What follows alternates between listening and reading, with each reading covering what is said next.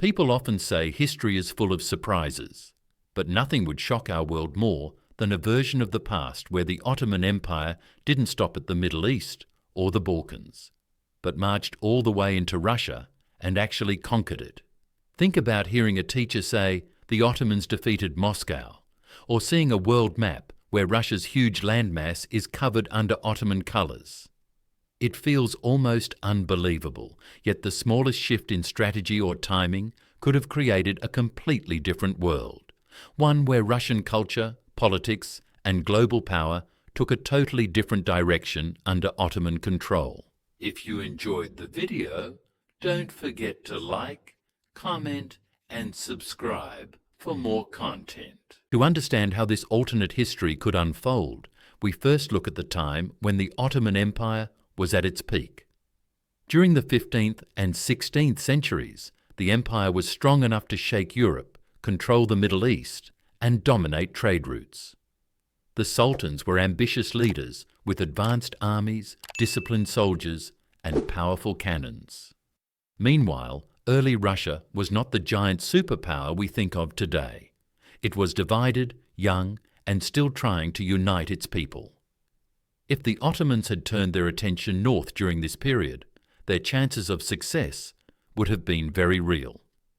The empire's first challenge in this alternate timeline would be the harsh northern environment. Russia's long winters, swamps, forests, and rivers would be different from the warmer regions the Ottomans were used to. But the Ottomans were experts at adapting. They handled mountains in the Balkans, deserts in Arabia, and plains in Hungary. With careful planning, local alliances, and the empire's flexible military structure, moving north would not be impossible. Step by step, with support from regional groups already in conflict with Moscow, Ottoman forces would begin their push toward Russian lands. During this stage of expansion, the Caucasus would become the gateway. Various Muslim states in the region, already familiar with Ottoman influence, could choose to support the empire. The Golden Horde, weakened but still present, would see an opportunity to challenge Moscow again. Their cooperation would open the path deeper into Russia. While the cold weather would slow the Ottoman march, discipline and strategy would keep them moving. As smaller towns fell, panic would rise across Moscow.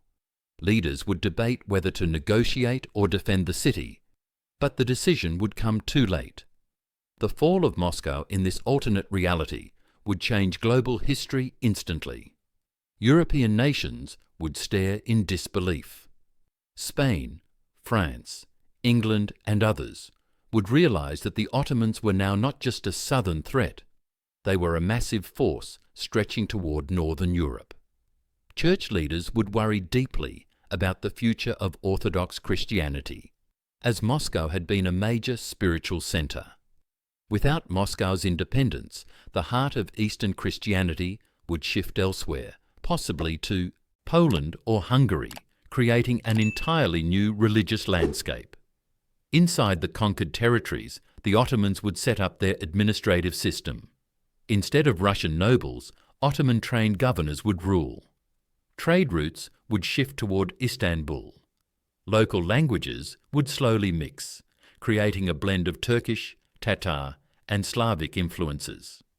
Over decades, a new cultural identity would form, something between Ottoman and Russian traditions. Architectural changes would also be striking. Ottoman-style mosques, markets, and bridges would appear across major cities. Instead of onion-shaped domes dominating the skyline, visitors would see designs similar to those in Istanbul and Edirne. The cultural transformation would be one of the greatest the region had ever seen. But the real long-term impact would be on global power. Without a strong Russian empire expanding eastward, Siberia would fall under Ottoman control. This would give the Ottomans access to massive natural resources, furs, minerals, forests, and eventually oil. With this wealth, the empire could fund more innovation, build stronger armies, and influence more regions. As they marched deeper into Asia, the Ottomans would eventually reach the Pacific Ocean, becoming direct neighbours with China. This would change trade, diplomacy, and the cultural exchange between East and West forever. Without Russia expanding east, Alaska would never become Russian America.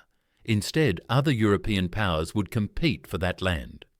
North America's map would be very different, with British, Spanish, or even Ottoman-influenced territories shaping the continent.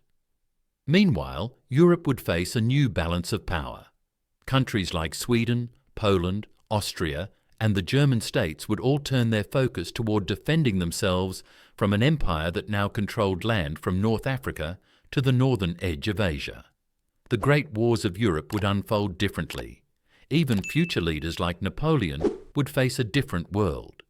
In real history, Napoleon's downfall began with the freezing Russian winter, but in this alternate timeline, there would be no Russian winter campaign. Instead, he would face a massive, wealthy Ottoman superpower, one that could challenge him on equal terms. The 20th century would also change completely. Russia played a huge role in science and space exploration.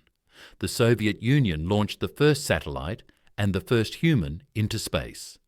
Without Russia, the space race would look totally different. The Cold War would never be the same, or might never exist at all.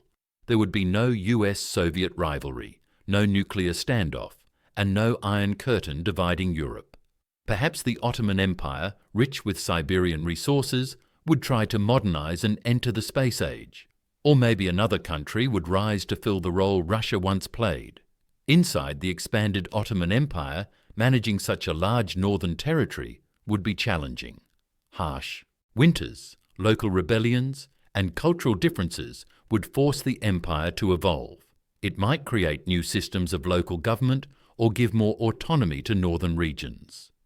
Over time, the empire could become a federation with both southern and northern styles merging together.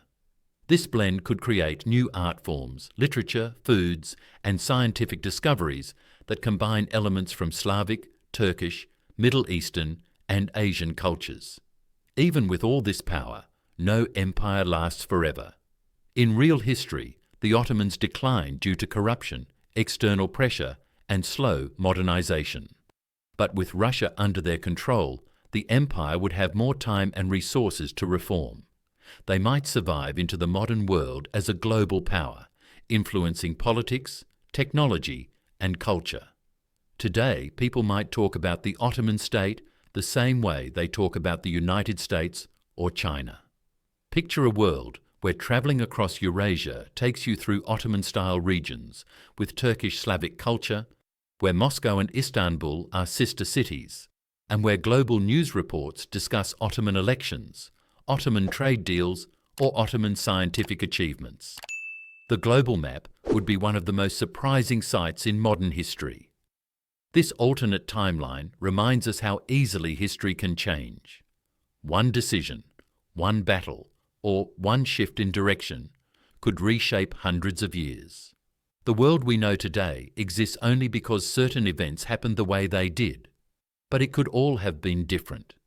The Ottoman conquest of Russia is one of those possibilities, one that would change almost every part of our world, from borders to religions to technology.